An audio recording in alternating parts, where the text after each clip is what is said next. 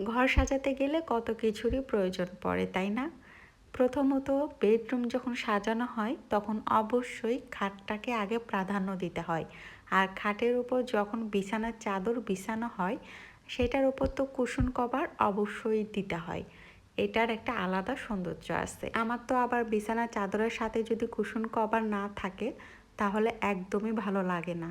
Hello everyone, আসসালামু আলাইকুম। আশা করছি সবাই অনেক ভালো আছেন। আজকে আমি আপনাদের সাথে শেয়ার করব কিভাবে খুব সহজে কুশন কভার বানানো যায়।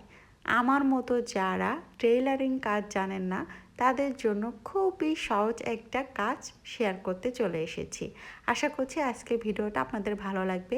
আর এত সুন্দর কুশন কভার আমি কিভাবে বানালাম খুব সহজে সেটাই থাকছে আজকের ভিডিওতে। তো এখানে আমি একটা কুশন কভার আগে থেকেই বানিয়েছি।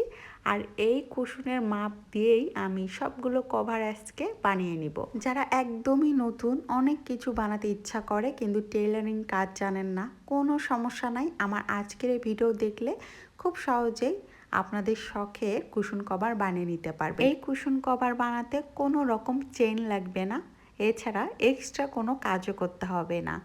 আপনারা এই টিউটোরিয়াল দেখে যে কোনো মুহূর্তে এই কুশন কভারগুলো বানিয়ে নিতে পারবেন। যাই হোক, কথা না বাড়িয়ে চলে যাই মূল কাজে। এখানে আমি কাপড় নিয়েছি 2 গজের মতো। আর আমি যে কুশন কভারের মাপে আমি কভারগুলো বানাবো সেটাই আমি নিয়েছি। আপনারা যখন কুশন কভার বানাবেন আপনাদের কাছে যে মাপটা ভালো মনে হবে সেটাই নেবেন। আমার এখানে 14x14 এই কুশন কভার বানাতে যাচ্ছি, এই জন্য এই কুশনটার মাপ হচ্ছে 14x14। তো আপনারা যে মাপেই বানান না কেন সেই মাপটা যাতে একদম ইজিলিভাবে রাখা যায় সেই চেষ্টাই করবেন। এখানে আমি এই কুশনের কভারের মাপটা আমি নিয়ে নিচ্ছি, দেখতে পাচ্ছেন মাঝখানে একটা কুশন আমি দিয়েছি। এরপর দুপাশে কাপড় আমি ভাঁজ করে নিয়ে নিলাম। এরপরে আমি যখন দেখব যে না একদম পারফেক্টভাবে সব কিছু হয়ে গিয়েছে সেই মুহূর্তে আমি একটা কেচির সাহায্যে কেটে নিব। তো দেখতেই পাচ্ছেন একটা কেচি হাতে নিয়েছি আর এটা নিয়ে আমি এখন কেটে নিচ্ছি। তো যাই হোক, আমি কেটে নিয়েছি। আর তাছাড়া আপনাদের বোঝানোর সুবিধার্থে আমি একটা ফিতা নিয়েছি। এই ফিতা দিয়ে আমার যতটুকু লাগবে আমি ততটুকুই নিব। এখানে যেহেতু আমার 14x14 কুশন কভার বানাচ্ছি এই জন্য 2 পার্টের জন্য 14×2 = 28 ইঞ্চি লাগবে, কিন্তু সেলাই দিতে হবে, এই জন্য আমি 34 ইঞ্চি পর্যন্ত কেটে নিব। এখানে আরেকটা বিষয় আপনাদের সাথে ক্লিয়ার করে রাখতে চাই, যেহেতু আমার বাসায় কোনো মেশিন নাই, অন্যের বাড়িতে গিয়ে আমাকে এই কুশন কভারগুলো সেলাই করতে হয়েছে। এই জন্য যখন এই সেলাই কাজ হয়েছে তখন ভিডিও করতে পারিনি। তো এইটা আপনাদের দেখাতে পাচ্ছি না বলে আমি আসলে অনেক দুঃখিত। আমি খুবই আফসোস করছিলাম। এই সেলাই কাজ যদি আপনাদের সাথে শেয়ার না করতে পারি তাহলে তো আপনারা ঠিকভাবে বুঝতে পারবেন না। তারপর আমি চেষ্টা করছি ভিডিওর মাধ্যমে অবশ্যই আপনারা একটু কষ্ট করে বুঝে নেবেন। মানে কোনো কাজই নাই, জাস্ট আমি সমান করে সুন্দর করে দুপাশে সেলাই করে নিব। তো এখন যে কাটাটা অংশ দেখাচ্ছি এইটা হচ্ছে মূলত আপনাদেরকে এমনি বোঝানোর জন্য আমি কেটে নিলাম, এই যে ভাগ করে নিলাম আর কি। দেখতে পাচ্ছেন এইটুকু কাপড় দিয়েই আমি একটা কুশন কভার বানিয়ে নিব। তো কিভাবে আমি কুশন কভারটা বানিয়ে নিয়েছি সেটা এই যে আপনাদেরকে আবার একটু বুঝিয়ে দিচ্ছি, যেহেতু সেলাই করার সময় আমি আপনাদেরকে দেখাতে পারিনি। তো যাই হোক, এখানে আমার কাছে একটা বেঁচে যাওয়া টুকরা ছিল। তো এই যে দেখতে পাচ্ছেন এই টুকরার 2 পাশে কিন্তু আমি মেশিনে সেলাই দিয়ে নিয়েছি। দেখতে পাচ্ছেন খুবই সহজ একটা সেলাই, সরাসরি আর কি লম্বা করে সেলাই করে নিয়েছি। আচ্ছা, সেলাই করার পরে দেখতে পাচ্ছেন দুপাশেই কিন্তু সুন্দর করে সেলাই করা হয়েছে। এখন যেহেতু হাতের কাছে আমার এই কুশনটাই ছিল, তো এই কুশনটা দিয়ে আপনাদেরকে আমি বোঝানোর চেষ্টা করছি। দুপাশ থেকে এইভাবে উঠে নিয়ে এসে কুশনের ওপর রেখে দিতে হবে। আশা করছি আপনারা বুঝতে পাচ্ছেন। তো এরপর মাঝখানে কিন্তু সেলাই করা যাবে না। আর যেহেতু কাপড়টা খুবই শর্ট, এখানে বোঝানোর সুবিধাতে আমি টেনে বোঝানো হচ্ছে। আর এই যে দেখতে পাচ্ছেন এই পাশে, এই পাশটাই কিন্তু সেলাই করা হবে। এই যে দেখতে পাচ্ছেন।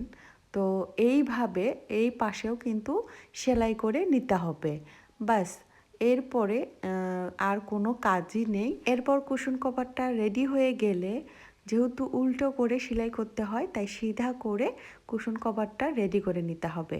বাস, এটাই হলো কুশন কভার তৈরি করার সহজ পদ্ধতি। আচ্ছা, এখন আমি কভারের ওপর আর্ট করব। সেটার জন্য প্রথমে একটা পিরিচ দিয়ে গোল রাউন্ড করে এঁকে নিলাম। এরপর আর একটা গোল কিছু দিয়ে এঁকে নিচ্ছি।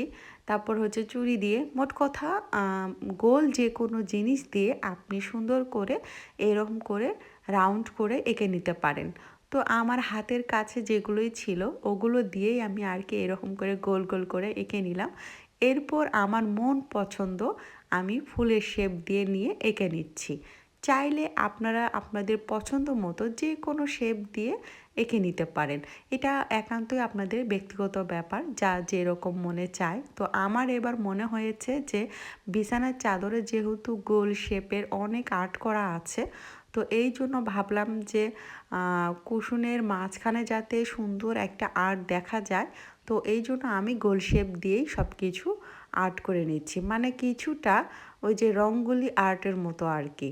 তো আমার পছন্দ মতো আমি সব কিছু আর্ট করে নিচ্ছি। দেখতে পাচ্ছেন খুবই সহজ, তবে এটা রং করার পরে কিন্তু দারুণ লাগবে, সেটা আপনারা অবশ্যই ভিডিওর মাধ্যমে দেখতে পারবেন। তো এইখানে আমি হচ্ছে ফেব্রিক কালার বা অ্যাক্রিলিক কালার বলে, তো এগুলো যে কোনো সুতা, বোতাম, পুঁতি যে দোকানগুলোতে কিনতে পাওয়া যায়, তো ওই সেম দোকানে এই কালারগুলো কিনতে পাওয়া যায়। যারা ভালো আর্ট করতে জানেন তারা কিন্তু এই কালারের সম্পর্কে খুব ভালো করেই জানেন।